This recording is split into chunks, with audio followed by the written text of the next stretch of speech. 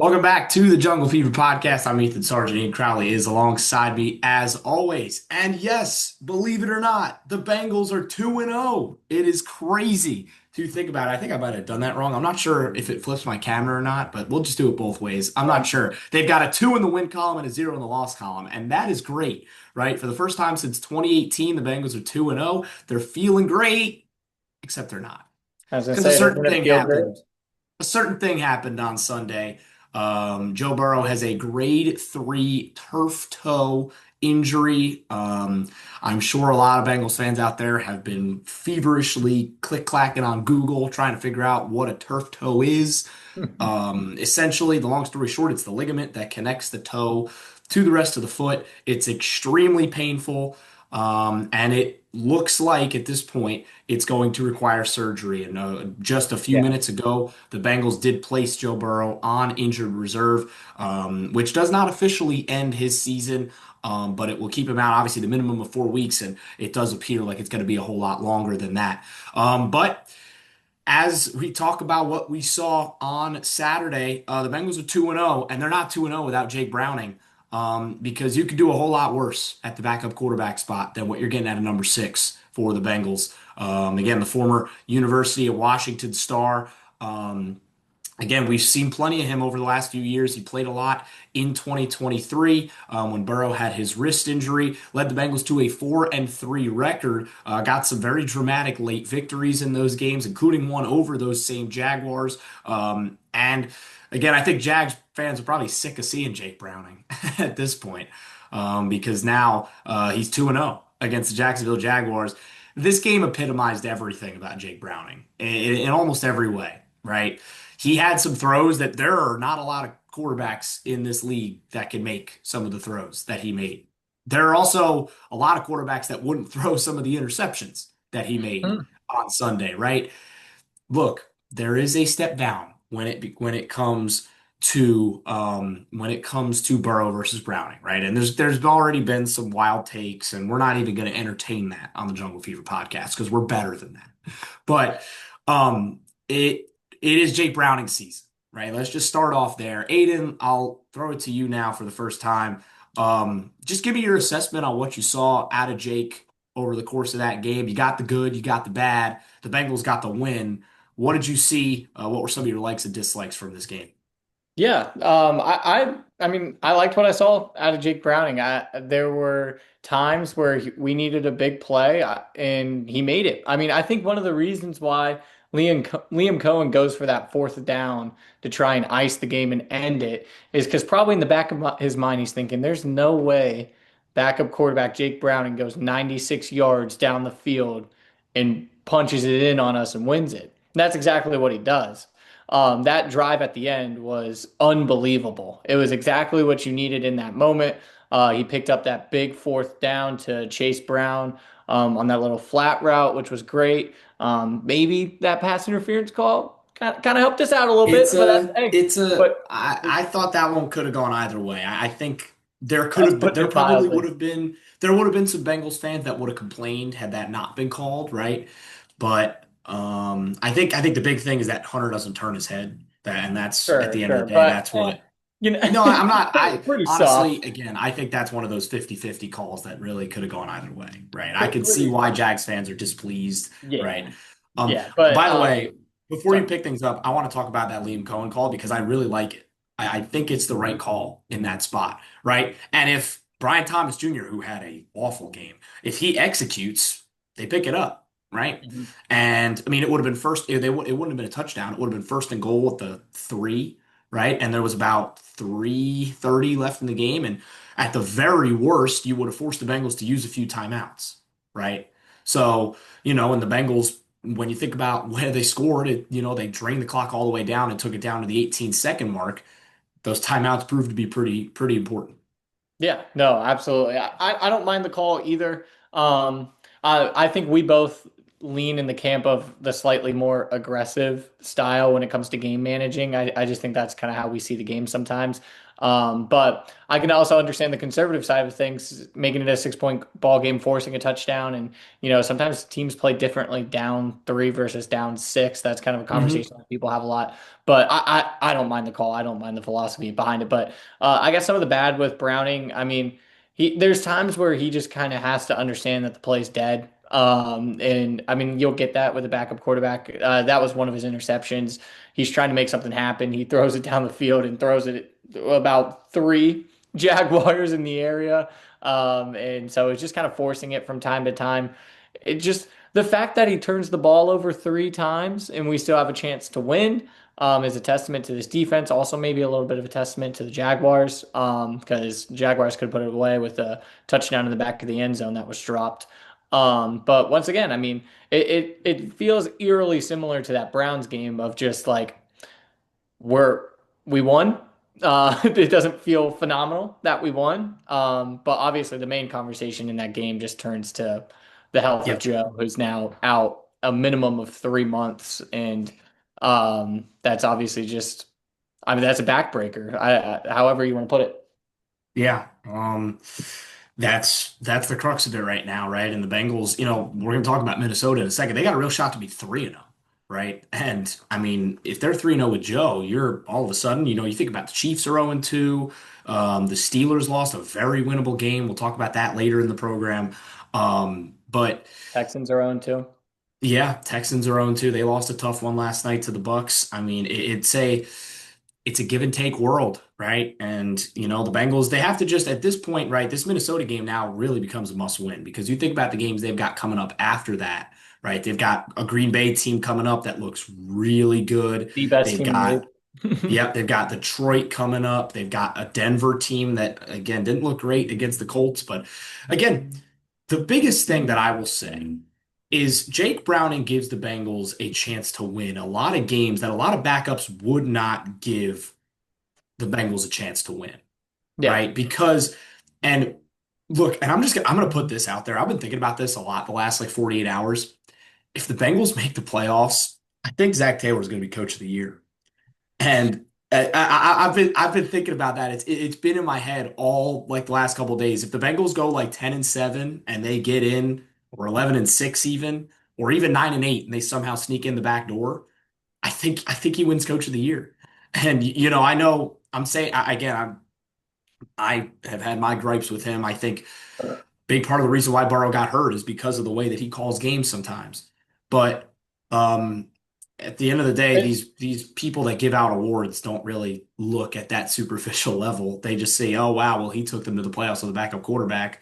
Here's your hardware." Well, this So is his opportunity to go prove it, and go do it, right? sure, yeah, It's a moment where, I think a lot of other teams can kind of just pack it in. But this team fought. They ended up pulling out that victory. And like you mentioned, I mean, Jake Browning as a starter, he had to do it a bunch in 2023. He was what, 4-3 as a starter mhm. during that season when they needed him to be. He keeps you afloat. I mean, these weapons, I mean, I think they can make anybody look good, but I think Jake Browning is one of the more capable, if not the best backup in the league. And now you kind of have to deal with the possibility of Joe not coming back this year. Because obviously that 3 month timeline is insanely optimistic, but just given the start that they've had and some of the teams they have remaining on their schedule, I think 10 wins There are winnable is games. in front of There them. really I think are. it is in front of them. And it's interesting the way the dynamic of this team that shifts depending on who's under center or lack thereof, I guess, if you want to have that Mhm. conversation, is so interesting to me because it feels like the philosophy once Jake Browning enters the ball game completely shifts, and it's so much more of a Zach Taylor led offense rather than a Joe Burrow led offense, if that makes any sense at all. There's so much more under center action. There is a lot more play action from the under center look, a lot more, I guess, simplified stuff. And it works out well for this team. One of the, I guess, gripes with Burrow from time to time is he's very particular about how he likes his stuff. And one of the things he loves is operating out of the shotgun. And so that's been a conversation as these injuries keep piling up is, how do you protect Joe Burrow? And I think one of the conversations has to be around, he might enjoy the shotgun spread style offense a lot more than being under center. But I think the way that this offensive line and the way the rest of this team operates, they perform better when Browning is in the ball game half the time. Look at the way the offensive line performed in the second half versus the first half. It's night Yeah, and day. it's It wild. it's It doesn't odd. make It's sense so even. weird. And I mean, we're going to talk about some standout performances that don't have to do with the quarterbacks in a sec. But like the O line, I think it was one sack with Browning. I think it was two with Burrow. Burrow only played a quarter and a half. So it is something to note. It is a very and now I mean, look, Zach Taylor, Dan Pitcher, right? That whole offensive staff, they've got an opportunity now, right? They've got a chance to, and again, let's just be fully optimistic. Let's say that Joe Burrow hits every check mark, he nails his recovery, and he's back. Let's call it mid-December, right? We're in mid-September right now. That's 3 months from now. Let's say the Bengals are 9-6. Let's say it's very optimistic, but let's say they're nine and Wow. six, All right? right. They've got a shot to be, let's say, and again, when you look at the end of their season schedule, they play Arizona, they play Miami, they play Cleveland. I mean, look, they should win all those games with Browning, if I'm being 100% honest. Like, I, let's say Burrow comes back, they win those two games, and then they go to the playoffs. It's all out there, right?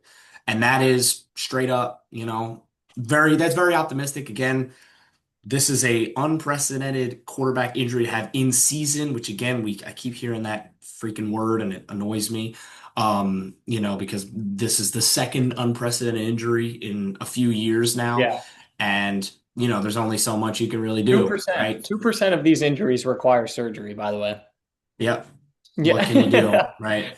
And let's talk a little bit about some of the other standout performers. We'll talk on that offensive line because Dylan Fairchild stonewall 44 snaps, zero pressures, zero sacks allowed. So far, they're getting what they paid for in that third round pick. And so far, the reports are really good on Dylan Fairchild. Yeah, I thought he was a standout. And it's funny because I think some of the other guys kind of struggled around him. And it was weird that he was almost an anchor in a way, just being so young. I mean, Ted Karras talked about it after the game, and he was very candid. He said that first half, the whole unit just sucked. That was the word he used. He said that they were awful. Dalton Reisner took responsibility for the Burrow injury, which you can't blame it on one guy. But it was cool to see somebody, again, a rookie, a third round rookie, step up in that way when they needed it, because it felt like nobody else around him was really showing up ready to play. And that was big for a unit. I still Their inability to run the football consistently. I think a lot of that boils down to the offensive line. Some of that is It does. the play calling situation, but I think a lot of that boils down to the offensive line. So I would like to see the unit as a whole get better in that regard. But I mean, just a great day for Dylan Fairchild, and hopefully he can just keep stacking Well, them up. I think the most damning statistic when it comes to the offensive line is the Bengals have a 0%, what's it called? I saw the statistic on Twitter earlier today. Um, run success or something like that. Like I think it's a run of like 8, 10 plus. They haven't had one this whole year. And you think about Concerning. how dynamic Chase Brown is. Yeah, It's it's it, a big issue.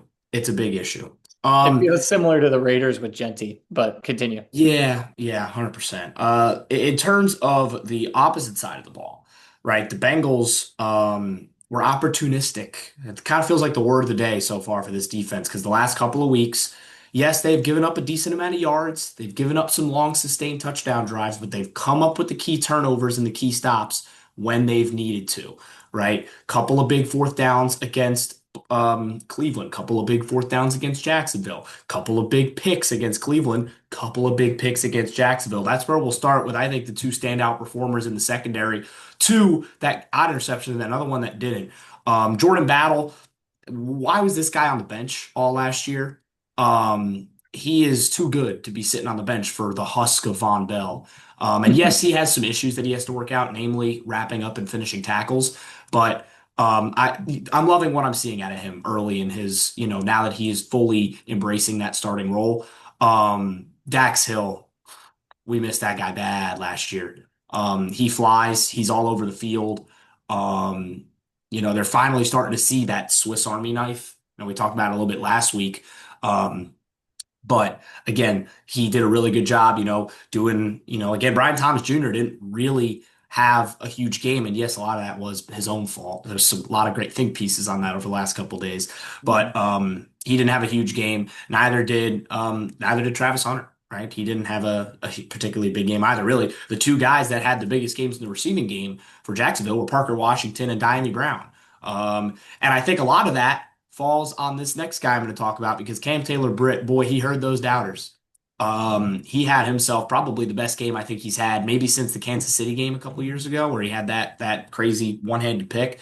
Um, he didn't have the flashy play this week. That was the big thing, right? Sometimes cornerbacks don't need the interception or the flashy play to know that they played a really good game. You want to know how you know that Cam Taylor-Britt played a really good game? Because you didn't hear his name on the broadcast once, right? I don't think the commentators mentioned him one time.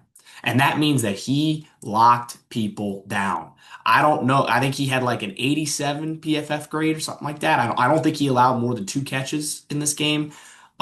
He heard the noise, he heard the doubters, and he stepped up with a performance that I know Al Golden and that staff is going to be thrilled with because again, they were very candid coming into this week about, yeah, he has to be better, right? He can say he needs to be better, but he has to be better. He proved that he can be better this week, and that's big news for that secondary.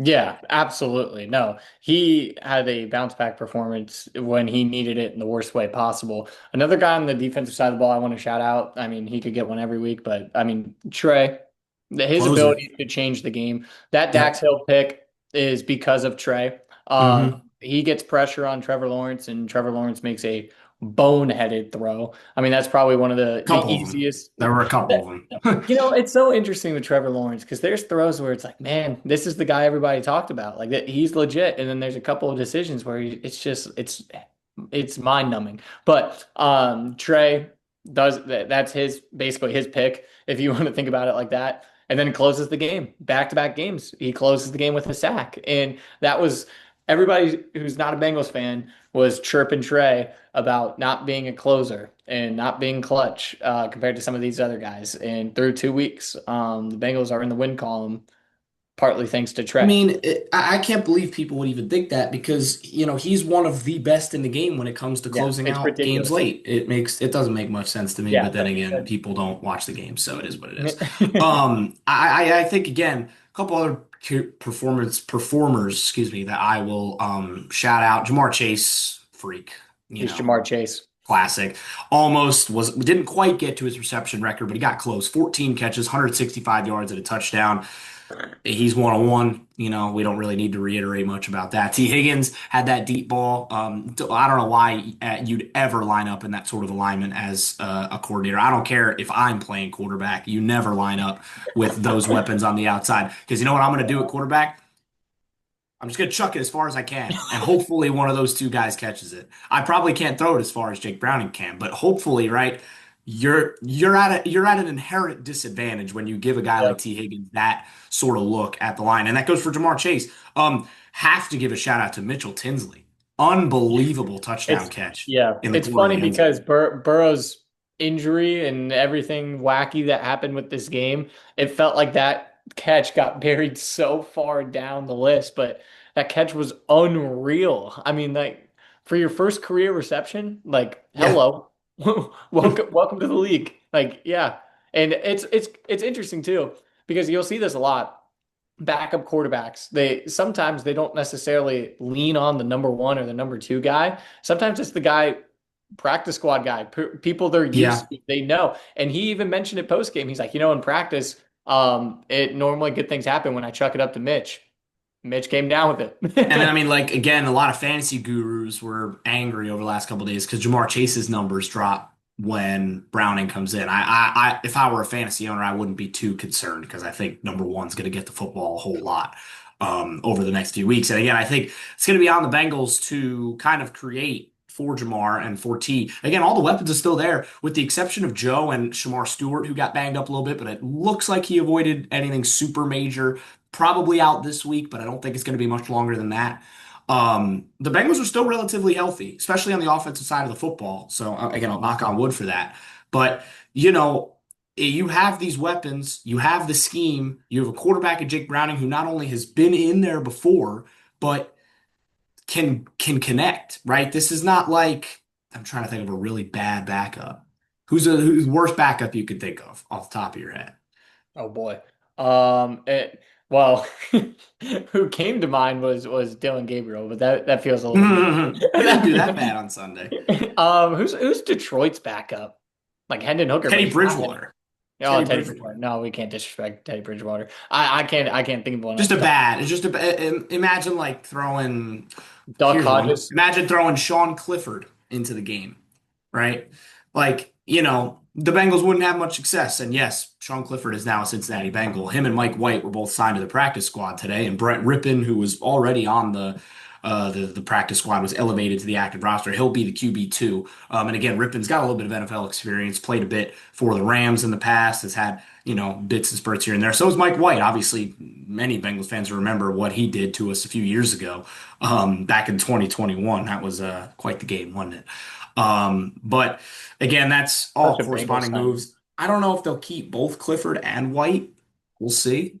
But I think they'll definitely keep one of them, if not both. So, let's take a look around the division, and take a look. Obviously, we'll talk first about the quick divisional matchup that we saw. Ravens all over the Browns, 41-17. The Browns, fun fact, the Browns actually outgained the Ravens in this game. A lot of that is logistical stuff because not the Ravens were set up deep in Browns territory a lot. They had a defensive touchdown. Um, they had, I think, three times they were set up in Browns territory. There was one time they were set up on the Browns like three after they had just turned it over on downs. So, I think it's just a good team that, lost a Not heartbreaker much to last say. week. Yeah, they do. I think the game that's more interesting to talk about is this next game, because Seattle beats Pittsburgh 31-17. Let's just take this out of the way first. Caleb Johnson, what are we doing? I It's a don't think that there's been a player like just obviously there hasn't been a rookie, but there hasn't been a player that's had a more like difficult start to the season than Caleb Johnson. I mean, the week before he gets one carry for -3 yards, I believe, yeah. and then this game I think he had one carry again, and then the special teams where he just doesn't know the rules. You It, have to. it's just It's look, you rough. can't like you don't get away with that in high school. And this is the National Football League. Like Yeah, for a it's young a player. mistake you cannot. And again, it was a 3-point game. Seattle had just kicked a field goal to take the lead. It was 17-14 at this point. Um, and you do that, and all of a sudden it's a two-score game before your offense even touches the ball again. So inexcusable mistake. Um, I think when you look at the rest of this game, Rodgers not quite as good as last week. Wasn't bad per se, but definitely I think there are a few throws in this game he'll want back. The interception, the second one is whatever. It's He's fourth already down, but blaming the first, teammates. Gotta love it. yeah, that the first one, I think that's a throw he'd want back. Um, the Steelers have a major problem at wide receiver. I think that's the biggest thing I take away from their games right now. When you look at the statistics, I was looking at this yesterday. When you just box score watch, I mean, we were at a sports bar watching these games together. We had half an eye on this matchup. When you look at the Steelers box score, right, here's the receiving numbers. Jalen Warren, 4 catches for 86 yards. About 50 of those were on that really nice screenplay 65. that he made. 65 of it. 65 of those 86 yards. Pat Fryermuth, 3 catches for 31 yards, tight end. Jalen Warren's a running back, for those of you who don't know. Jonnu Smith, tight end, number 81, is next. He had 4 catches, 27 yards. Calvin Austin was the Steelers' leading receiver on the day. 1 catch, 22 yards. DK Metcalf, 3 catches for 20 yards and a touchdown. Kenneth Gainwell, 3 catches for 16 yards. Roman Wilson, 1 catch for 7 yards. Yeah. They have nobody behind DK. It's a Yeah. serious problem. No, Like, and that was the concern with this team going into the year. and it was. And they don't have, yeah, you can call the tight ends what they are. I mean, yeah, Johnny Smith and Pat Freiermuth are both pretty good options at the tight end position. But like your offense can't run through those guys. And when you can't run the ball, like they really couldn't against Seattle, they only averaged 3.4 yards a carry. Like it's just it's not going to work. It's not going to work. And then you force Rodgers to do things that maybe he could have done in 2015, but not anymore, right? He's not again. I'm not going to call him washed just yet because he's shown signs that there's still a pretty good quarterback there, but he's not his 2020 MVP self, right? No. It's a he's an Achilles injury since then. He had some bad stuff last year in New York, and yeah, he was pretty good last week, but how much of that is just week one, right? And now he played against Seattle. Mike McDonald, great defensive mind, right? Byron Murphy was phenomenal in this game. Unbelievable. Somebody who I pounded the table for the Bengals to draft. I don't But think he was there, no, unfortunately. no, he Yeah, wasn't. he was. Yeah. Just he was a freak in this game, and that's one Yeah, I of the think he reasons had why they sack struggled and to a win. half, I'm pretty sure. Yeah, five total tackles. Yep, sack and a half and a tackle for loss on top of that. So yeah, game record from the inside. But Seattle gets a win. They go to 1-1. Steelers drop to 1-1, and in week number two, your Cincinnati Bengals sit alone atop the AFC North at 2-0. Of course, the Ravens and Steelers right there at 1-1, and the Browns in the cellar like usual at 0-2. Let's talk about next week. Let's talk about the Minnesota Vikings. And obviously, we have to start with their own injury problems. JJ McCarthy did not play particularly well in Atlanta on Sunday Night Football last week, or I guess they were at home. But he didn't play particularly well in that game, threw a couple of bad picks, and now he's got a high ankle sprain. He is out. In steps Carson Wentz. So, yes, just like CBS, I'm sure predicted when they put their top broadcast crew on this game, it is Carson Wentz versus Jake Browning.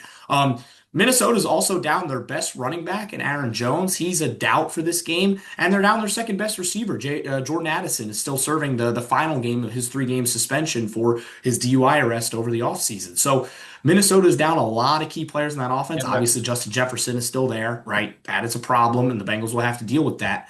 But Minnesota's down a lot of key bodies for this game.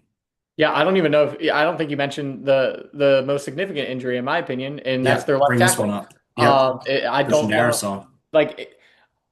And JJ McCarthy, I mean, there's been some throws and some situations where it just looks like the game is really fast for him. Like he's not processing it as quick as he should.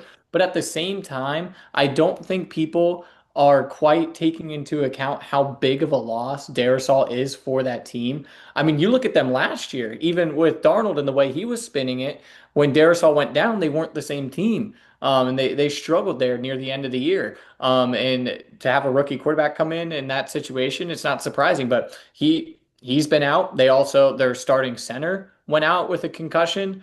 Their backup left tackle left the game against Atlanta, so they might Yeah. be going through their third string left tackle. I don't It's know. like a sixth round rookie from last Yeah, year, I'm pretty sure, that's playing yeah, left tackle now. So again, guess who lines up at on left tackles? That would be Trey Hendrickson. So right. you expect him to have a pretty big impact on this game. Again, like I mentioned earlier, the Bengals are coming in with the exception of the big injury and the Shamar Stewart issue. Once again, relatively healthy. I would not expect Shamar Stewart to play this week. I think they're going to take it easy with him, even though I think he's been good through his first 2 weeks. I think they're going to take it easy. You don't want to risk anything. You don't want to mess up his long-term health. So again, I think if he sits this week, maybe even sits next week, but I don't think this is an IR injury. I don't think this is a anything close to a season ender. I think he's back week 4 at the very latest, maybe week 5 at the very latest. The line on this has moved a ton. It was initially the Bengals were favored, and then of course with the injury, the line swung way in Minnesota's favor, and now it's kind of come back to sort of, I guess, a proverbial middle ground. Minnesota's about a 2.5 point favorite, which is about what they give home field advantage anyway. So about a toss-up is what the books think of this game. Um, when you look at the big things and the big keys to this game, I think the number one key is getting Jake Browning settled, right? You got to get him in a rhythm, and that starts with establishing the run game, which is something the Bengals have flat out not been able to do. through 2 weeks, right? And now they got Javon Hargrave and a pretty good Minnesota defensive line to go up against in week 3. So they have to figure it out. They have to try and establish Chase Brown and get him going because if they get Chase Brown going, this offense opens up a whole new dimension that, again, we kind of talked about even with Burrow at quarterback. It could open up avenues for him and it can just as easily open up avenues for Jake Browning. Yeah, and I mean, this is a Minnesota Vikings defense that, yes, is one of the most well coached in the league, but they got kind of pushed around last week against Atlanta. Bijan, I mean, Bijan is Bijan, right? But still, he was phenomenal in that game. They had, I believe, over 150 yards Bijan had by himself. Yep. But I agree with you. I think this game, Jake Browning has to take care of the football. Brian Flores does an incredible job of showing the quarterback one thing at the line of scrimmage, and then when the ball is snapped, it's something completely different. The way he's able to bring pressure and time pressure up and also confuse the quarterback is going to be extremely difficult for Browning to manage. So he has to take care of the football. I think that's an obvious, that's a given. You can't have 3 picks in this game. But I think, like you mentioned, establishing the run game will help settle that down a little bit, staying ahead of the sticks, being in third and manageable rather than third and long, will be kind of the difference in this game because once you get to 3rd and 9, 3rd and 10 against Brian Flores, I mean, that's when he kind of gets in his bag and has a field day. And especially for Yep. a backup quarterback, I mean, it's difficult for starters to manage, but for a backup, that's just not where you want to be. And then on the other Yep. side of the ball, I think.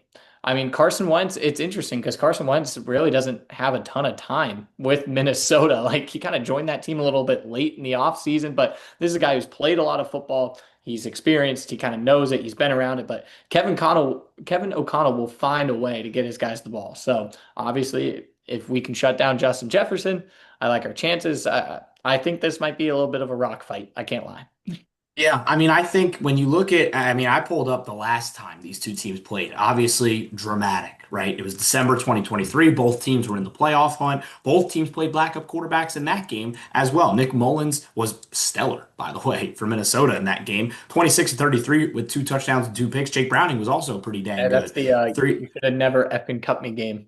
Yes, yes. The 324 yards, 29 to 42, 2 touchdowns and a pick. He had that unbelievable throw to Tyler Boyd on the run that set the Bengals up in field goal range to win that game late. The Bengals defense wasn't great in this game, but they had the key 4th down stop in overtime to get them the win. What about that T. Um, Higgins touchdown? yeah, T, Big old unbelievable. Swinging. I don't know if there's another receiver in football that can genuinely make that play, just in terms of length and everything that happened on that play. Crazy. But I want to say that Jefferson didn't play in this game or he was hurt or something like I that. don't believe I it. don't think he did anything crazy.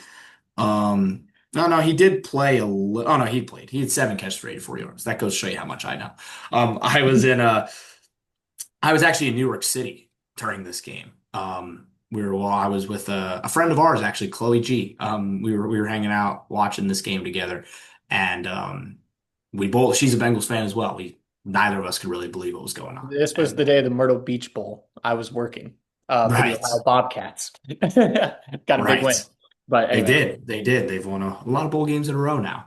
But I think in terms of the way this game's going to go, the secondary is going to be big. Once again, you got to shut down Justin Jefferson, right? In terms of who's behind him, when you look at Minnesota's depth chart Thielen, and in terms of what they did receiving bad. wise, it's not great. No, it's not great at all. I mean, the second receiver behind Jefferson in at home last week was Jalen Naylor.